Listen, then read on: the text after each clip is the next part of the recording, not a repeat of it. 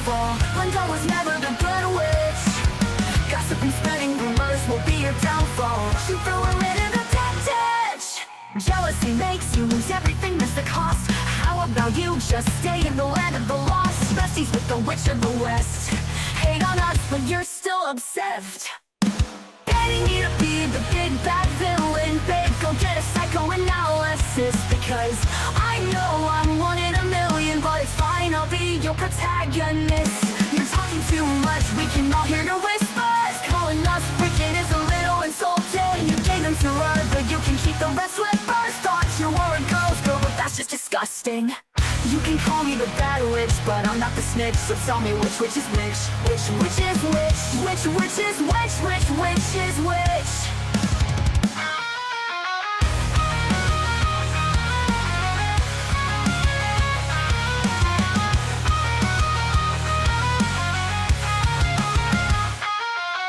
Mirror on the wall, who's the saddest one of all? Glenda was never the good witch.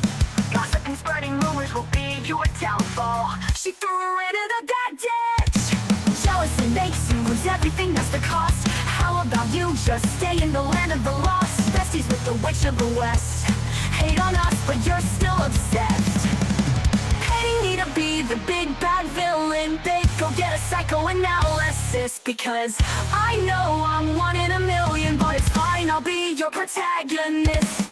Medios de comunicación, YouTube, live stream, internet, las redes sociales que están ahorita sintonizando esta conferencia. Gracias por la tecnología del siglo XXI y por los avances en los que podemos a través de la ciencia transmitir a millones de personas en este momento esta conferencia.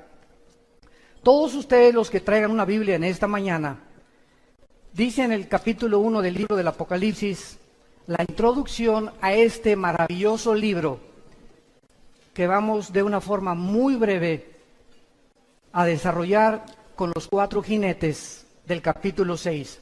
Dice en Apocalipsis 1, versículo 3, dichoso y feliz, o bienaventurado el que lee y los que oyen las palabras de esta profecía y guardan las cosas que en ella están escritas.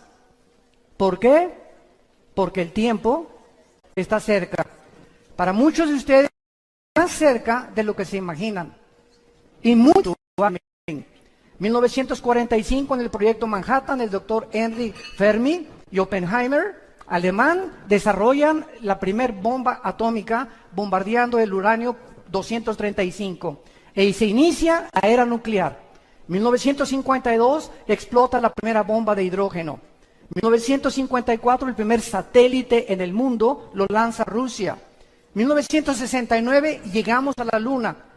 Y 1970, en adelante, ¿qué nos sorprende? El Internet, la época cibernética, los chips, iPhone, ahorita una computadora de un año ya es obsoleta para el próximo año. Es impresionante la forma como el ser humano evolucionó tecnológica y científicamente en menos de 50 años.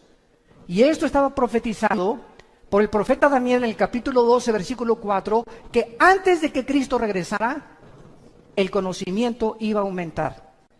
Ahora, cuando abrimos el libro del Apocalipsis, tenemos un libro que fue escrito hace 2000 años, damas y caballeros, con los descubrimientos científicos que manifiesta ese libro, impresionantes a la luz y a la relevancia de los acontecimientos que nos rodean actualmente en el siglo XXI. Y nunca como en esta época, la gente había estado tan confundida, religiosa, política, filosóficamente, como en el siglo XXI. A pesar de que en el siglo XX se alcanzaron los más grandes descubrimientos y los más grandes avances tecnológicos, el siglo XX también fue el siglo donde más ateos surgieron. Sigmund Freud, Friedrich Nietzsche, el padre del comunismo, fascismo y nazismo, Richard Dawkins, Jean-Paul Sartre, Samuel Harris, Bertrand Russell, y todos estos hombres que se levantaron agrediendo el cristianismo, cuando antes de ellos los más grandes científicos y las más grandes mentes brillantes fueron cristianos, como Isaac Newton, como Pasteur, como Blaise Pascal, Como Alberto Einstein, que mismo Einstein, aunque nunca aceptó ser cristiano, nunca jamás negó la existencia de una fuerza, de un creador que estaba detrás del universo. Pero llega el siglo XX con los descubrimientos científicos y los avances tecnológicos y el hombre se ensoberbece contra Dios. Y lo único que hemos hecho ha sido el ridículo como administradores de Dios, porque estamos enfrentando una tercera guerra mundial a pesar de todos nuestros descubrimientos y nuestra supuesta tecnología que hemos alcanzado. La palabra apocalipsis significa en el griego descorrer la cortina. Entonces, apocalipto es la palabra que usaban en el griego koiné.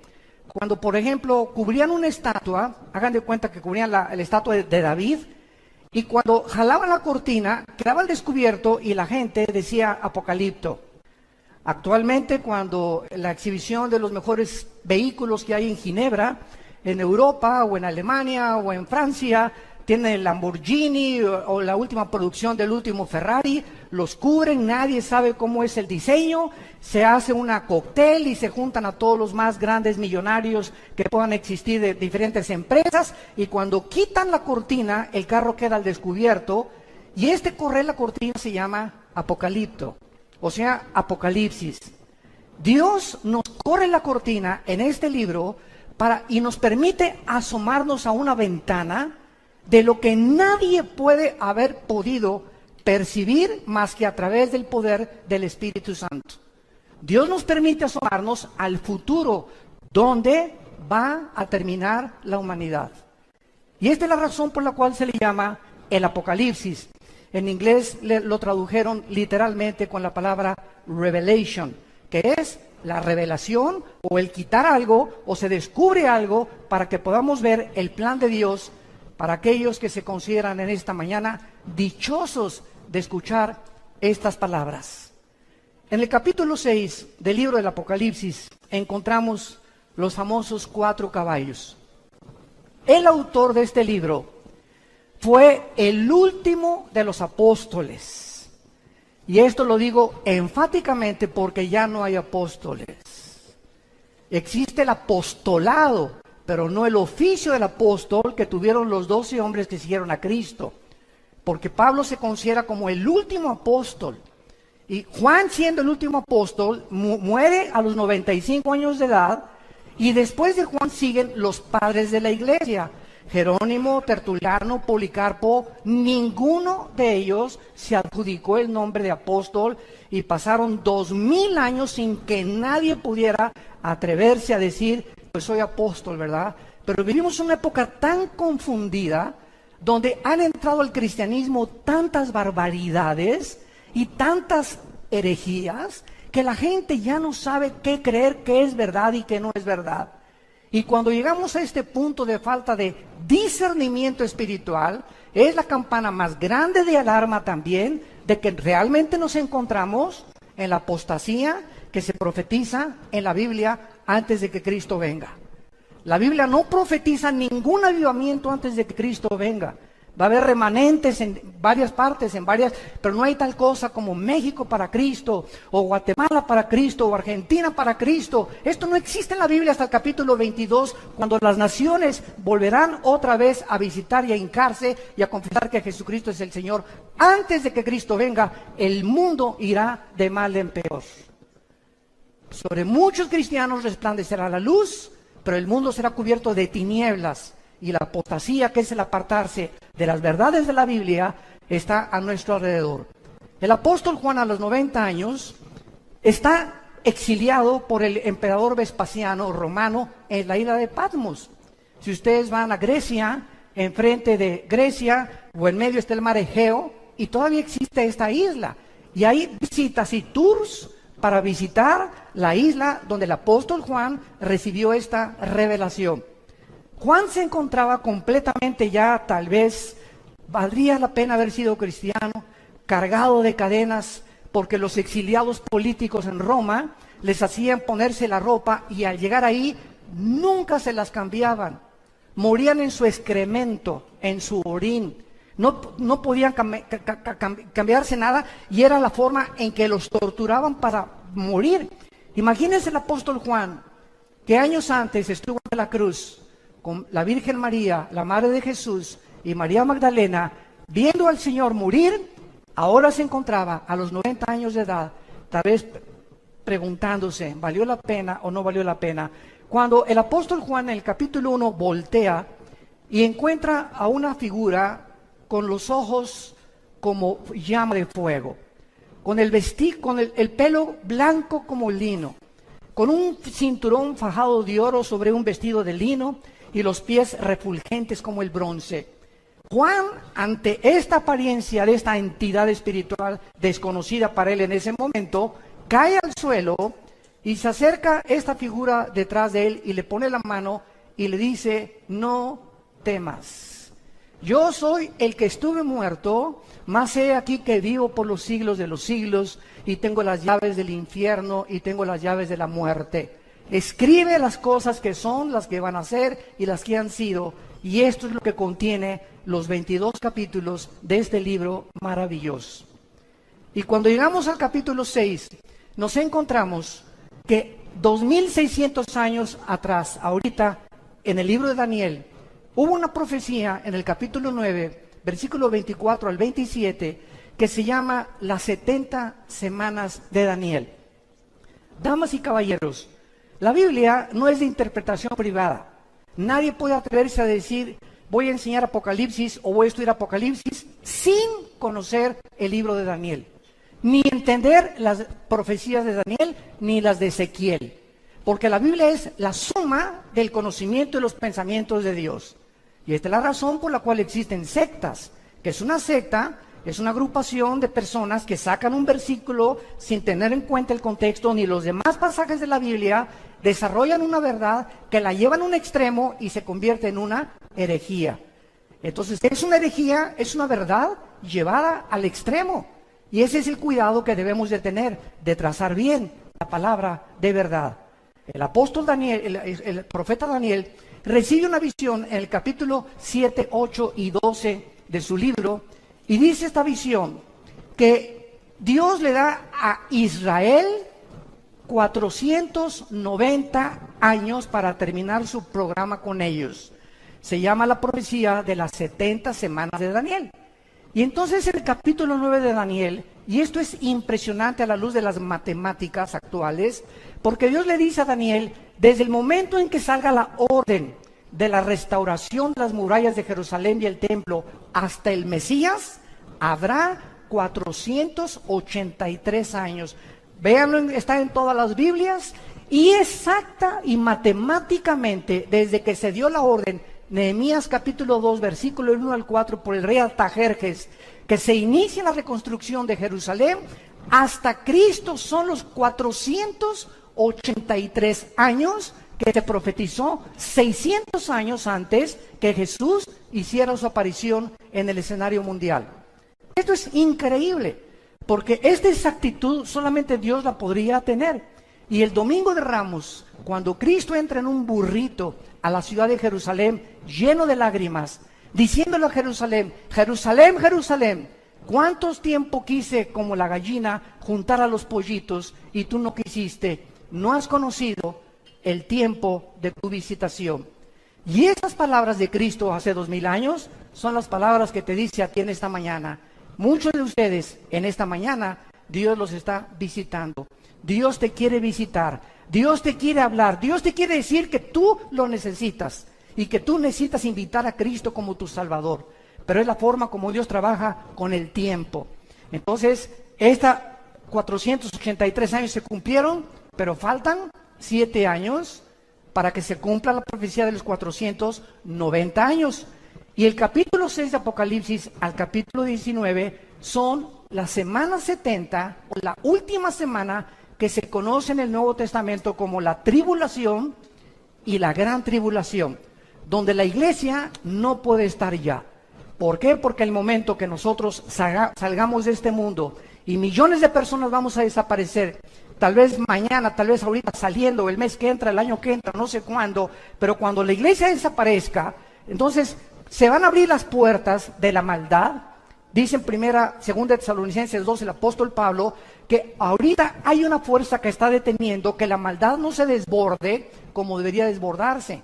Pero cuando la iglesia salga, se va a desbordar esta maldad como ustedes no se imaginan sobre el mundo. Y si ahorita creemos que ya está descompuesto el mundo, imagínense ustedes en los 7 años que faltan, en la última semana de la profecía de Daniel, cómo va a estar el mundo cuando van a caer meteoros, va a haber terremotos, tsunamis, se va a abrir la puerta a todos los demonios del infierno que se encuentran, en el abismo, los ángeles caídos que están atados en el Tartarus, y bueno, va a ser una devastación impresionante en el mundo, que el mundo va a quedarse completamente azorado, pero la iglesia ya no va a estar en este tiempo aquí sobre la tierra.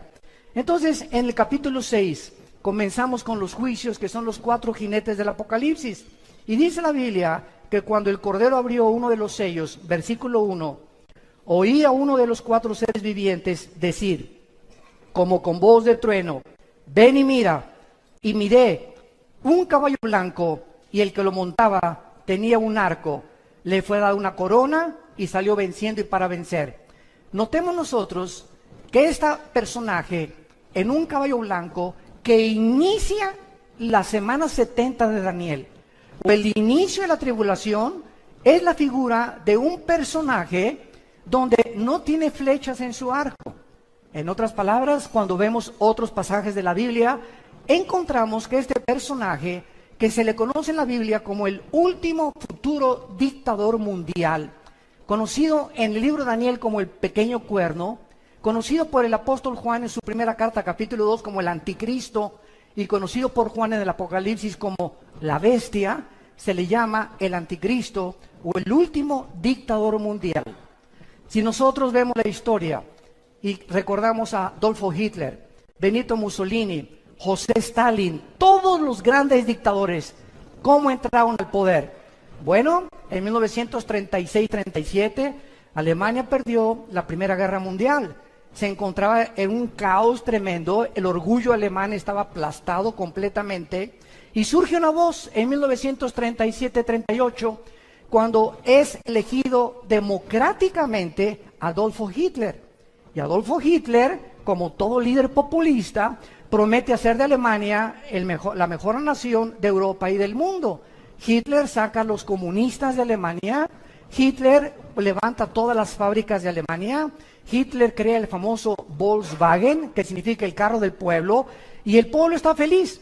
Pero detrás de esta cortina, de este maquillaje, que casi siempre es detrás de casi todos los políticos, se encontraba una personalidad oscura de este hombre que hasta después de la Segunda Guerra Mundial, cuando el general MacArthur invade Normandía con los ingleses y sitian a Berlín, los rusos y las tropas de Stalin por el lado del este, y acaban también con los tanques de guerra de Italia de Mussolini, llegan a Berlín y se encuentran completamente sorprendidos de más de 6 millones de judíos, que este hombre, no teniendo ningún problema con ellos, su problema era con Inglaterra, con Estados Unidos y con Rusia, y Japón, Italia y Alemania se unieron en contra de estas naciones. De repente se vuelve contra un grupo étnico de judíos que no tenían pistola, no tenían rifles, no tenían ni siquiera una nación donde vivir. ¿Qué fue lo que hizo que Hitler tuviera este odio? En México le llamamos odio jarocho, en contra de esta nación que era completamente indefensa e insignificante. ¿Cómo es que se voltea completamente de los ingleses, los americanos y los rusos y se vuelve para extinguir y erradicar completamente a este pueblo que en la Biblia Dios en su soberanía le concedió que a través de ellos viniera el Mesías, el Hijo de Dios? Una de las preguntas que casi siempre nos hacen en los seminarios teológicos es la siguiente: ¿qué acaso los judíos es un pueblo especial o son más consentidos que los árabes o con los palestinos? De ninguna manera. El hecho es que la ignorancia del plan de Dios hace que la gente se desvíe y comience a hablar cosas que no entiende. Dios desde el principio de la humanidad tenía que escoger un punto geográfico en el globo terráqueo para centrar en ese globo terráqueo, número uno, que a través de ese pueblo pudiera ese pueblo comenzar a través de los sumerios, de los egipcios, de los babilonios y de todas estas tribus y civilizaciones antiguas, dar testimonio de que Dios es uno solo. Fue el primer pueblo que comenzó a divulgar el monoteísmo, la nación de Israel, a través de Abraham y de las 12 tribus que Dios formó. La segunda razón es para que a través de ellos tuviéramos nosotros la Biblia. Y cuando alguien dice, ¿y por qué los judíos? ¿Y por qué no los mexicanos? Y si hubieran sido los mexicanos, los costarricenses o los ticos nos hubieran dicho, ¿y por qué no los ticos? ¿Y por qué no los españoles? La cuestión es que Dios es soberano. Y Dios escoge un pueblo precisamente para a través de ellos darnos el programa que gracias a ellos podemos tener. Pero voy a terminar. Entonces, los judíos nos dan las Sagradas Escrituras. Dice el capítulo 9 de Romanos, versículos 3 y 4, que a ellos se les dieron los pactos y a ellos se les dieron los mandamientos y las leyes civiles, las leyes de higiene y las leyes morales. No existe un código moral más grande en ninguna religión que los 10 mandamientos. Y se les enseña qué es lo que Dios dice que es inmoral y qué es moral, amoral a los ojos de Dios. Dios no nos deja, damas y caballeros, a que nosotros elijamos qué es bueno y qué es malo. ¿Por qué? Porque estamos nacimos desconectados de la vid.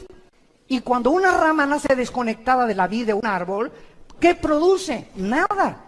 Y estamos tratando de producir fruto sin tener contacto con Dios. Y nuestro fruto ha sido un fruto podrido en casi 6,000 años de historia. Viene Jesucristo a unirnos a la vid, a decirnos cómo podemos conectarnos con la fuente de energía, cómo podemos recuperar la dignidad que tenemos como seres humanos de haber sido creados a la imagen y semejanza de Dios. Y esa es la labor que Jesucristo viene a hacer del tercer cielo, a decirnos cómo podemos nosotros ir a Dios. Y Jesucristo lo dijo en Mateo 11, 27 al 28. Nadie conoce al Padre sino al Hijo, y el Hijo a quien se lo quiera revelar. Que dice la Biblia que no hay nadie que conozca a Dios. Tú te puedes irte allá a Chapultepec a practicar budismo zen, y flor de loto, y yoga, y dime lo que tú quieras. No hay forma, de acuerdo a la Biblia, de conocer a Dios si antes no conoces a su Hijo. Porque es su Hijo el que vino a revelarnos al Padre. Y antes de que tú conozcas a Dios y tengas contacto con Dios, tienes que tener contacto primero con su Hijo Jesucristo. Y cuando tú oyes las palabras de Jesucristo y comienzas a seguirlo, Él nos conecta, Él nos abre la puerta, Él nos revela al Padre, entra a tu vida y comienzas a tener iluminación y entendimiento acerca de por qué naciste, de dónde venimos, quiénes somos, hacia dónde nos dirigimos. La ciencia jamás nos podrá contestar estas 3 incógnitas que han permeado la filosofía desde hace 6,000 años. Porque para que la ciencia nos diga de dónde venimos, tiene que ser repetitivo. Si no es repetitivo, no es científico. Nadie nos puede decir quiénes somos. El pobre doctor Sigmund Freud lo intentó hace casi un siglo. Pues yo creo que el problema humano está en la mente. William Shakespeare es el defecto trágico. Karl Marx no es la lucha de clases. Y todos los líderes y todos han tratado de opinar por qué el hombre es autodestructivo, por qué estamos tan confundidos, por qué hay tanta corrupción, por qué hay tantas cosas dentro de nuestra alma que nos llevan a hacer cosas que no queremos hacer. Yo recuerdo cuando tenía 18 años, que mi padre me lo dijo, yo también estuve en el alcoholismo. Mírate, Armando, ¿cómo estás? Y me acuerdo que le contesté a mi papá, papá, ¿y qué hago? Si me gusta el trago, pero es que te hace mal la cirrosis y todo. Lo entiendo, el cigarro te hace mal y dice, este producto es nocivo. Pregúntale al que fuma, ¿por qué lo hace? ¿Por qué te estás autodestruyendo? Porque la Biblia dice que somos autodestructivos y necesitamos a Dios para podernos sacar, no alcohólicos anónimos, no marihuanos anónimos, no locos anónimos, sino la sangre de Jesucristo es la medicina que Dios nos da para poder sanar nuestra condición con la cual nacimos. Esta es la razón por la cual este hombre, el anticristo, voy a hablar más de esto hoy en la tarde, hoy en la conferencia en la tarde, va a tratar sobre el tema del anticristo, lo vamos a ampliar más, pero vemos que nosotros, que cuando comience la tribulación, el anticristo va a surgir, escúchenme muy bien, con mucho cuidado. De acuerdo a la Biblia, 5 naciones de Europa y 5 naciones del Medio Oriente se van a unir para formar una confederación política que representan los 10 dedos de la estatua de Nabucodonosor y los 10 cuernos en Apocalipsis 17, que es el último gobierno que el anticristo va a formar. En otras palabras, no le creas a nadie, no se metan a internet ni a YouTube de tantas mentiras que hay. Que el anticristo iba a ser el pobre de Obama. Ahora dice que también el güero Trump va a ser el anticristo, que es el Papa, que el príncipe Felipe de España, que los reyes de Holanda, bueno, hasta el esposo de la reina Isabel en Inglaterra algún tiempo lo tacharon como el anticristo. Nadie puede saber quién es el anticristo, nadie, hasta que no oigamos, se juntaron 5 naciones de Europa y 5 naciones del Medio Oriente que pertenecieron al antiguo Imperio Romano, lo cual desarrollaré también hoy en la tarde. Y cuando ellos se junten, ya que esté esta confederación política unida, de acuerdo a Daniel capítulo 7, de entre esos 10 reyes o 10 naciones surge el anticristo como un gobernante insignificante, por eso se le llama el cuerno pequeño. Entonces, cuando esto suceda, nosotros en esos días, o tal vez a las 24 horas, a los 48, desaparecemos del mundo. Ya no vamos a estar aquí. Tal vez ni quien lo quiera conocer. Pero este hombre va a entrar como entró Adolfo Hitler, con la paz, con la bandera blanca de la paz. Peace and love. Y el mundo le va a creer, el mundo va a ser engañado. A los 3 va a firmar un tratado con los árabes y los judíos. ¿Cuánto tiempo tiene desde 1948 que ningún político, ningún secretario de Estado norteamericano ni europeo ha podido celebrar un tratado de paz entre los judíos y los árabes? Lo intentó Bill Clinton, lo intentó Jimmy Carter, lo intentaron Henry Ford, lo intentaron todos los presidentes norteamericanos y todos han fracasado. El anticristo logrará lo que hace más de 65, 70 años la diplomacia y la política norteamericana no ha podido lograr.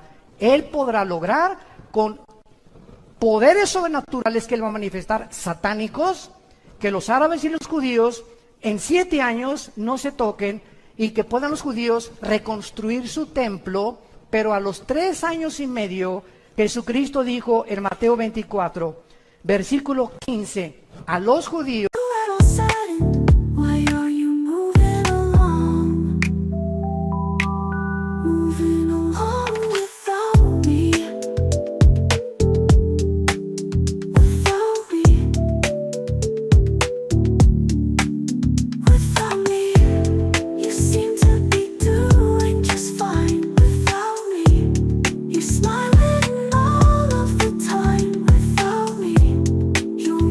Extended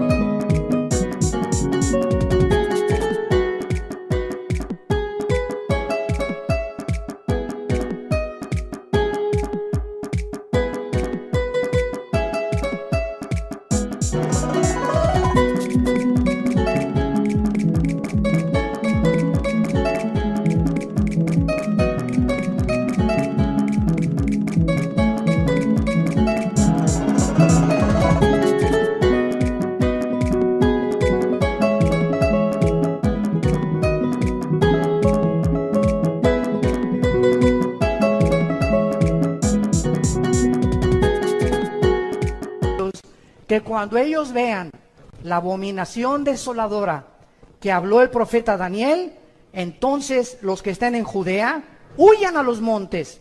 El que esté en la azotea no descienda para tomar algo en su casa. El que esté en el campo no vuelva atrás. Ay de las encintas y de las que crían en aquellos días.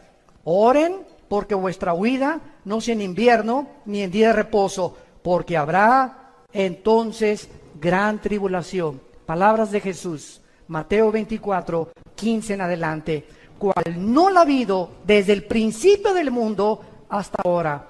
Y si aquellos días no fueran acortados, nadie sería salvo, mas por causa de los escogidos, aquellos días serán acortados. Vemos entonces que el primer caballo blanco representa a la figura del futuro dictador mundial, que así es como comienzan los últimos 7 años, donde Dios trata otra vez a Israel. Hay una teología herética que se llama la teología del reemplazo, que enseña que Dios ya acabó con los judíos y que la iglesia vino a tomar el lugar de Israel. Esto es antibíblico. Simplemente lee el capítulo 9, 10 y 11 del libro de Romanos. 3 capítulos dedica Pablo para enseñar que Dios puso en la banca, ahí están ahorita los del Barcelona en la banca, para cuando jueguen con el Real Madrid, ¿verdad?, le vuelvan a ganar. Entonces, están en la banca simplemente, pero cuando llega el momento en que se acaba el tiempo de la iglesia, los 2000 años aproximadamente que la iglesia tiene, que es la época de la gracia, Dios se vuelve a Israel otra vez. Y porque Dios no abandona, Dios es un Dios de pactos. Y Dios dice que Él no va a abandonar a su pueblo. Y Romanos 11, 25 y 26 dice que cuando Cristo venga, Israel será salvado. Y los árabes también, que se conviertan a Él. Y los palestinos también. Y los musulmanes también. Dios es un Dios de todas las nacionalidades y de todas las tribus y de todas las etnias. Simplemente Él escoge a Israel para que ahorita los ojos del mundo se coloquen en Israel. Nada más. Pero no son los consentidos de Dios. Él tiene un programa para que podamos nosotros entender, al ver que regresaron en el 48, después de 2000 años que fueron exiliados a todas las naciones, y 700 años antes de Cristo por los asirios, las 10 tribus que fueron desaparecidas, Dios los regresa el 14 de mayo de 1948. Ante los ojos expectantes del mundo, una nación se constituye en un estado soberano independiente en un solo día. Esto jamás en la historia ha sucedido. Vemos en segundo lugar el segundo jinete del Apocalipsis en el versículo 3. Apocalipsis capítulo 6. Cuando abrió el segundo sello, oí al segundo ser viviente que decía: ven y mira. Y salió otro caballo bermejo, o sea, rojo, y al que lo montaba le fue dado poder de quitar de la tierra la paz, y que se mataran unos a otros, y se le dio una gran espada. Damas y caballeros, ¿sabían ustedes que nosotros somos la primera generación en la historia con el suficiente armamento nuclear para destruirnos en medio minuto? Somos la primera generación en la historia en la que podemos autodestruirnos y extinguirnos y borrarnos del mapa en 30 segundos. Escuchen esto. Entre las capacidades nucleares, para que tengan ustedes una idea, y no solamente lleguen hoy en la noche a ver Ricas y Famosas, por el amor de Dios, ya hay que poner nuestros ojos en otras cosas más importantes que están relacionadas con la eternidad. El principal submarino de los Estados Unidos se llama el Trident, con un desplazamiento de 18.700 toneladas. Él puede navegar a millas náuticas, a 20 nudos que son millas náuticas por hora, y es más rápido y con 60.000 caballos de fuerza. Este submarino, el Trident, tiene el angelito 24 misiles nucleares, un solo submarino Trident. Tiene más de 25 Estados Unidos. Ahorita hay más de 15 en el mar de Japón y alrededor de Corea del Norte, porque esta persona psicópata, de esquizofrénico, desquiciado, líder de Corea del Norte, está a punto de bombardear a Japón o a Israel o lanzar un misil contra Corea del Sur. Él no va a atacar a Estados Unidos, porque entonces ya podría Estados Unidos tener la justificación. Pero si él ataca a Corea del Sur donde hay 35,000 Marines o marinos americanos estacionados. O si ataca Japón o si ataca Israel, Estados Unidos tiene que entrar a la guerra. Y al entrar Estados Unidos va a entrar Rusia, Irán y la China. Y nos encontraríamos con el cuarto sello que vamos a ver a continuación, donde va a morir una cuarta parte de la población del mundo. Estamos hablando de 2 billones, escuchen bien, B de burro, billones de seres humanos morirán en la cuarta parte del mundo en el cuarto sello. Somos la primera generación que tenemos estas armas nucleares. Los submarinos rusos es el tifón, el principal de ellos, con un desplazamiento de 25.500 toneladas. Está diseñado para operar debajo del Ártico, principalmente este submarino. Cada submarino podría destruir, escuchen esto, cada submarino tifón de Rusia podría destruir 200 ciudades de Estados Unidos en un minuto. Rusia tiene 17 submarinos en el Atlántico apuntando a Estados Unidos desde que Putin entró hace como 10 años. Y tiene en el océano Atlántico y en el océano Pacífico, en el Pacífico tiene como 12 submarinos apuntando a Estados Unidos. Y el presidente de Estados Unidos tiene un portafolio donde están los códigos para poder desatar y dar las órdenes de que una guerra se desate. Escuchen cómo funciona esto. El misil que tiene Rusia ahorita tiene más armamento de Estados Unidos que Rusia, pero Rusia tiene ahorita más armas nucleares y más misiles que Estados Unidos. Y Rusia tiene ahorita un misil que tarda 25 minutos en salir de Moscú a Washington o a Nueva York. ¿Qué va a pasar en 25 minutos? El presidente actualmente, Trump, se le da un portafolio cada vez que cambian de administración, y en ese portafolio están los códigos donde se abren y él solamente tiene el código para poder en la computadora manejarlo, y cuando él apriete un botón, los submarinos que tiene Estados Unidos en Corea del Norte, los que tienen el Atlántico, los barcos, los transatlánticos, los portaaviones, la armada, la aviación y el ejército terrestre, reciben la orden y dicen, estamos siendo atacados, escuchen, pero en ese momento no saben de dónde viene el misil, aun cuando tienen paraguas que ya pueden detener del lado de California. Y también hay otro misil, otro paraguas en Corea del Norte para impedir los misiles de Corea del Norte. Pero ¿cuánto tarda el presidente, en este caso el presidente Trump, si es que en esta administración estalla la guerra, cuánto tarda él en poder mandar esa señal, abrir el portafolio, cuando en 25 minutos puede alcanzarlos un misil? El portafolio y lo que toma para que las órdenes lleguen tarda 32 minutos. Llegaría 8 minutos tarde la orden de Estados Unidos para impedir un paraguas o abrir un paraguas a los misiles, y lo primero que sería destruido sería Estados Unidos. ¿Saben ustedes que Estados Unidos no aparece en la Biblia?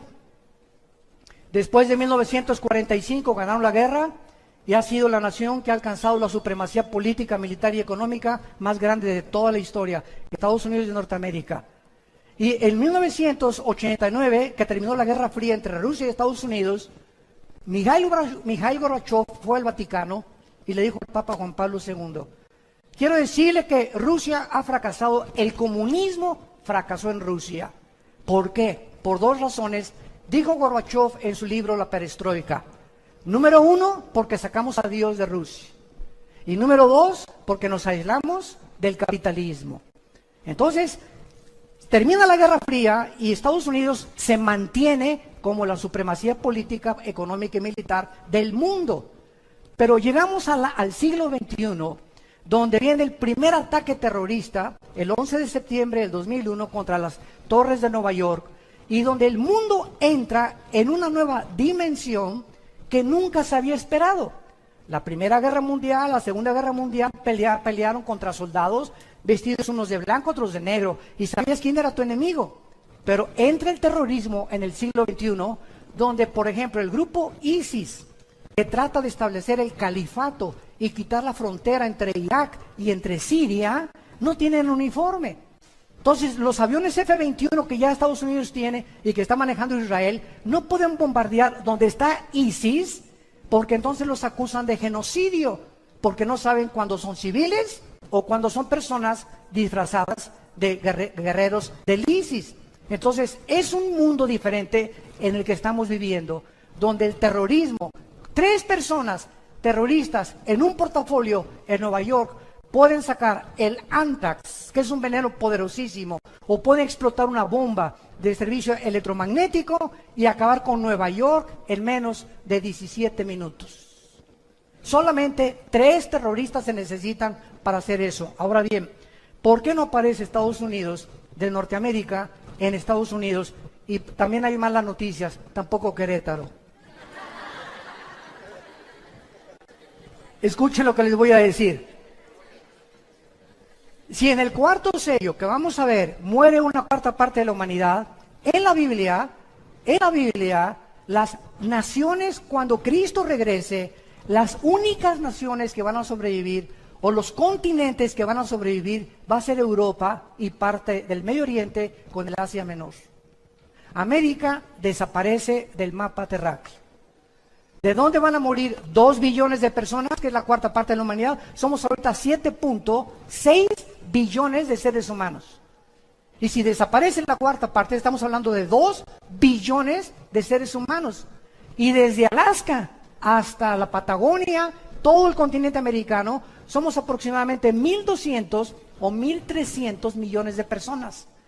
Así que desaparecería todo el continente americano en una guerra nuclear. ¿Por qué? Porque nosotros, por estar junto a Estados Unidos, somos el blanco número 1. Pero gracias a Dios que nosotros ya no vamos a estar aquí. Y si esto viene, ¿verdad?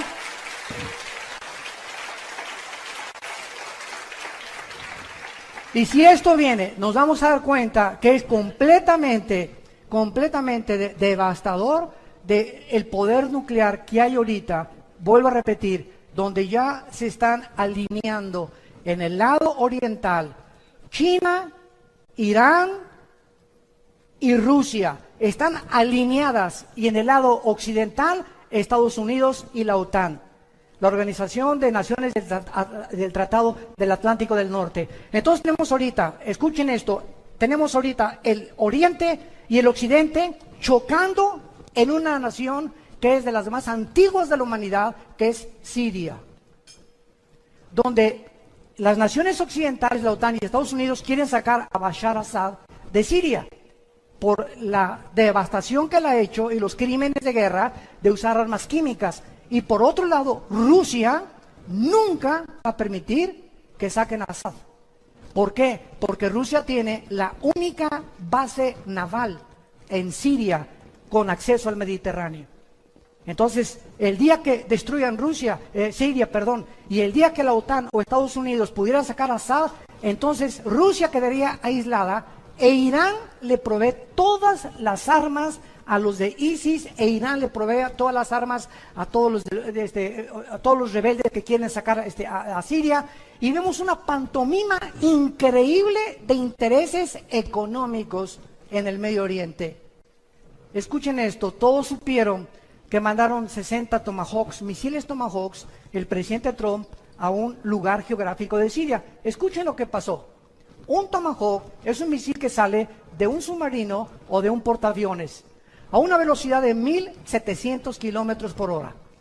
Tiene un poder explosivo en la punta del Tomahawk con un GPS, que es una computadora que, si hay una montaña, por ejemplo, así, y el Tomahawk sale de un submarino y el blanco está aquí atrás, el Tomahawk, por ser guiado por una computadora, hace esto, evade la montaña, vuelve a bajar hasta que den el blanco. Tiene 0.002 de error. Esos son los misiles Tomahawk. Muy bien, Estados Unidos mandó 50 o 60 a Siria. ¿Saben ustedes a dónde los mandó? Para que se mueran de la risa, de cómo estamos tan engañados, a un lugar donde no había nadie. Ni siquiera se mandó, 60 Tomahawks acaban con todo Siria, por el amor de Dios, Virgen de la Macarena. Nada, sacaron una fotografía que un aeropuerto ahí que se murieron algunos nada más. No es cierto, no es cierto. Se pusieron de acuerdo Trump y Putin, tu padrino. Se pusieron de acuerdo porque hay problema tremendo ahorita, que es posiblemente que procesen a Trump. Lo está defendiendo el Partido Republicano porque es la mayoría ahorita en el Senado, pero está demostradísimo que Rusia invadió completamente las elecciones norteamericanas y que había nexos muy profundos entre ellos. ¿Por qué? Porque el secretario de Estado ahorita del presidente Trump, el señor Tillerson, tiene más de 12 pozos petroleros en Rusia, por el amor de Dios, y no los van a perder. El expresidente de Exxon, multimillonarios. Nunca ha habido un gabinete de millonarios como el que existe ahorita alrededor de este presidente. Entonces, hay intereses que no le conviene ni a Rusia ni a Estados Unidos ahorita entrar en un conflicto. Entonces, Putin le echa la mano y le dice, mándame unos misiles, mándalos a ese lugar, y para que el mundo sepa, no, Trump sí realmente, él está en contra de Rusia. No es cierto, son compadres. Este es el mundo que vivimos, un mundo de engaño, un mundo de mentiras, un mundo de corrupción, un mundo de los medios de comunicación nos presentan una imagen, un escenario que no existe y lo acabamos aceptando todos. Pero es la forma como el mundo está trabajando. Pues hace 2500 años, el profeta Ezequiel, en su capítulo 38, profetizó que antes de que Cristo viniera, se iba a alinear Rusia, que no existía más que con la palabra de Magog. Iba a alinearse con Persia. En 1935 le cambió el nombre a Irán. En 1935 de Persia se cambió a Irán. Aparece en la Biblia como Persia. Y se iba a unir a ellos también la China como los reyes del Oriente, Apocalipsis 16. Y se iba a unir entonces China, Irán y Rusia en contra del Occidente. Tal como ahorita los periódicos de mañana en la mañana lo están notificando al mundo. Y si tú quieres saber que hay una luz, no consultes por favor a Walter Mercado, ni a la bruja, ni a los mediums, ni a la doctora Corazón, ni a tantas barbaridades que encontramos por el mundo. La Biblia es la palabra profética más segura, a la cual haríamos bien en estar atentos como una luz. La única luz que hay está aquí. Es la única luz. Y tú, si eres cristiano, y tú también, somos la única luz en nuestra familia, en tu oficina, en tu taller de carpintería, en tu escuela, en tu secundaria, en tu high school. Somos nosotros enviados a Dios para decirle al mundo, arrepiéntanse. Cambia tu manera de pensar. Tú no puedes seguir con esta vida que tú estás llevando, te vas a autodestruir. Ya lo oímos en el testimonio, es uno de millones de personas que viven vacíos. Este señor que está presidente ahorita en Estados Unidos, uno se dice, oye, pero con ese dinero, ¿por qué no se retira con sus nietos? Por el amor de Dios. Ahora hace un mes mandó un tweet que estaba arrepentido de haber aceptado la presidencia. Que nunca se imaginó que era tan grande las cargas que iba a tener cuando en su campaña, no, son chiles en nogada, hombre, cualquier cosa, no. Vamos a, ¿verdad? Vamos a poder, no, es como le dicen, ¿verdad? Pie in the fingers en inglés, o sea, es cualquier cosa la presidencia. Y ahorita tiene más de 2 meses, escuchen esto, más de 2 meses aislado, escuchen esto, este hombre en la Casa Blanca, sin su esposa, sin sus hijos, y sin su hijo menor de edad. Ya la esposa, ni los hijos, aislado completamente. Nadie sabe, ¿verdad? Se están separando todos y ahí está aislado él en la más grande de las soledades. Por eso necesitamos orar por él y por nuestros gobernantes. Porque cuando prueban el gobierno, cuando prueban el poder, cuando sube el artista ya a la cumbre, cuando sube el cantante a la cumbre, cuando Miss Universo llega a la cumbre, cuando llegas a la presidencia y a ser diputado y a ser juez, allá arriba, sin Dios, las alturas marean. Nos descompone el poder y el aplauso y el dinero sin Dios. Por eso dice Proverbios el rey Salomón, adquiere sabiduría antes que plata y oro precioso. ¿Por qué? Porque si Dios te da dinero y tú no tienes la sabiduría para usar ese dinero, se convierte en una maldición. En una maldición. Ahorita, el misterio más grande que hay ahorita aquí en la República Mexicana es ¿dónde está el dinero del Chapo? Nadie lo sabe. Antes de morir, un líder más grande que él, Pablo Escobar en Colombia, su hijo que anda testificando por todo Brasil y por toda Sudamérica, el hijo de Pablo Escobar, lo dice. Mi padre teníamos cuartos llenos de dinero. Un día tenía fiebre una de mis hermanitas, quemamos como $1 millón para calentarla, porque no sabíamos en qué gastarlo. No lo podíamos meter al banco, no podíamos usarlo porque todos nos tenían fichados. Ese es el poder, es una mentira. Y toda la gente sigue buscando eso. Sin Dios nunca disfrutarás nada. Más vale plato de legumbres donde hay amor, que de buey engordado donde hay odio. Y vemos en tercer lugar el caballo negro, que es la peste y el hambre en el mundo.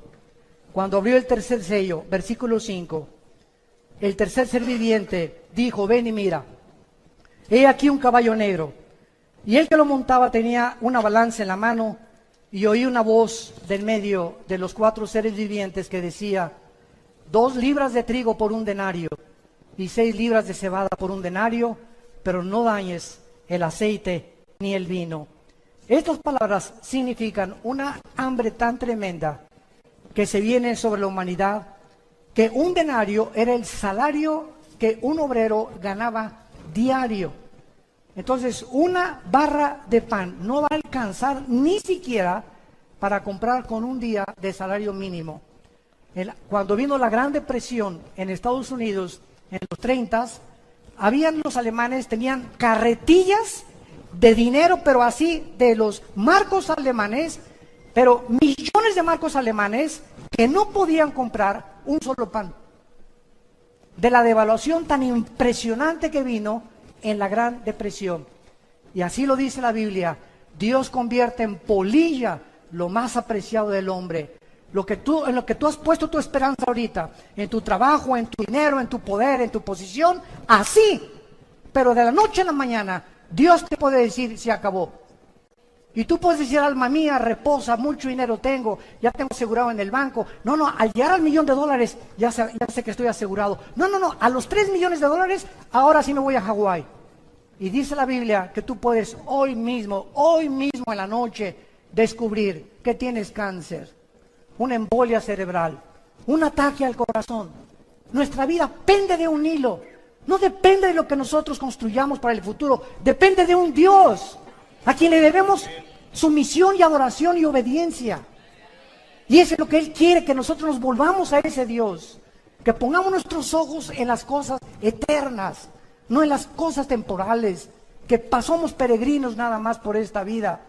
Cuando un niño tiene 5 o 6 años, no existe el futuro ni el pasado, él vive en el presente, no se preocupa si hay comida, si hay complex. Llegamos a los 18 años, los jóvenes, el futuro, ¿qué voy a hacer? ¿Qué carrera? Y desgraciadamente, ¿cuál es la que más produce dinero? Y se ponen a investigar los jóvenes en internet, ¿cuáles son las mejores remuneradas carreras? Cuando a lo mejor no tienes tú ese llamado, pero movido por los intereses materiales en que el mundo vive, pierden completamente su llamado y lo que Dios tiene para sus vidas. Y cuando llegamos al 5.º piso, ¿verdad? Como muchos de nosotros ya llegamos, o al 6.º piso, a los 50, 60 años de edad, todo es hacia atrás. Ay, si hubiera sido Pancho Villa, y si hubiera esto y el otro, y mi abuelo y por aquí y por allá, y vemos nosotros como el ser humano, al llegar a la tercera edad, así pasa el tiempo. Los jóvenes creen que tienen toda la vida, pero llega al 5.º piso y al 6.º piso, y te vas a dar cuenta qué rápido pasa el mundo y la vida. Y cuando menos lo esperamos, ya estamos ya de canas, tenemos a nuestros nietos, regresamos otra vez a la vejez, a que alguien nos tenga que cuidar. Y lo que hiciste en la vida, ¿para quién lo hiciste? ¿Para quién sembraste? ¿Para quién viviste? Ancha es la puerta, dijo Jesús, que conduce a la perdición. Y muchos van por esa puerta ancha. La puerta donde tú eres el autónomo y tú no le das cuentas a nadie. Tú pones tus reglas y tus propios mandamientos. Pero angosta es la puerta que conduce a la salvación y pocos son los que entran por ella. Porque si tú no cargas tu cruz, dijo Jesús, si tú no cargas tu cruz y no te niegas a ti mismo, no entrarás al reino de los cielos. El hambre, de acuerdo a la FAO, hay más de 2.000 millones de personas ahora muriéndose de hambre. El 50% de las personas pobres viven en el Asia del Sur, India y Bangladesh, y otra sexta parte vive en el sureste de Asia. el resto en Latinoamérica y en el Medio Oriente. En la ONU existen, de acuerdo a los datos de la ONU, más de 200 millones de infantes que diario van a la cama con hambre. Y tú tienes por lo menos totopos, cornflakes, leche. ¿No le das gracias a Dios por eso? Por la casa que tenemos, por las nubes que nos rodean, por las montañas, por el aire. Estamos vivos, oh Dios. La familia es el tesoro más grande que Dios nos ha dado. Gracias, Señor, por mi esposa que me has dado, mis hijos, mis nietos.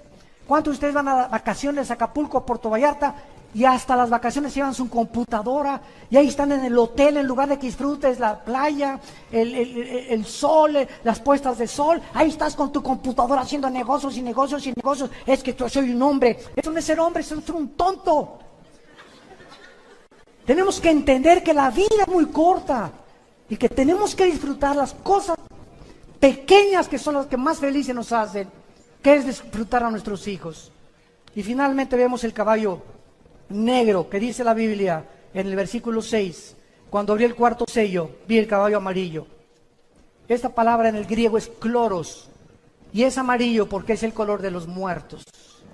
Cuando alguien se muere, comienza a palidecer su rostro. Yo he visto cantidad de personas muertas, y en una hora, ¿verdad? El rostro les cambia completamente, comienza la sangre ya se coagula, ya no existe ningún contacto ya con las neuronas del cerebro, etcétera, etcétera. Por eso se le llama el caballo amarillo. El que lo montaba tenía por nombre la muerte, y el Hades le seguía. Y le fue dada potestad, aquí está, sobre la cuarta parte de la tierra, para matar con espada, o sea, con guerra, hambre, con mortandad y con las fieras de la tierra. Vemos nosotros en este último caballo que es la muerte. ¿De qué forma? Esto es lo que está sucediendo actualmente en el mundo. En agosto de 1990, cientos de delfines aparecieron muertos en los océanos, en las playas de Valencia, en España. En Francia aparecieron muertos 50 delfines en 2 semanas el mismo año. Las pruebas de laboratorio descubrieron que estos delfines murieron por un virus llamado Morbilli, que es producido por la contaminación del petróleo derramado en el mar. Solamente los pozos petroleros que Saddam Hussein, en la famosa guerra del Golfo Pérsico, explotó o voló, arrojaron más de 75,000 toneladas de dióxido sulfúrico a la atmósfera, con 100,000 toneladas de carbón y más de 800,000 toneladas de dióxido de carbón todos los días. Damas y caballeros, estamos en un planeta donde el aire, la comida, el agua, los bosques, todo lo hemos contaminado. Yo creí que Querétaro se estaba salvando. Y antier que llegué con mi esposa, veníamos de Estados Unidos aterrizando, y era una nube que estaba cubriendo a Querétaro de smog. Le dije, ¿de dónde viene esto? Esto no viene de los matachines, ni de los mariachis, ¿verdad? Anoche estuvimos en el Zócalo, que es el espectáculo más precioso aquí en esta ciudad. Y por un lado la sinfónica, y por otro lado el cantante rock, otros bailando ahí los bailes de hace más de 35, 40 años que nos gustaban, etcétera, etcétera. ¿Qué ciudad más hermosa tienen ustedes? Hay que cuidarla también. Pero así está el mundo completamente contaminado ya. Ya hay cosas, productos higiénicos, ¿verdad? Y transgénicos, y están cultivando hortalizas propias, muchos en sus jardines, porque ya está absolutamente todo contaminado. Y quiero terminar leyendo a Isaías en el capítulo 24,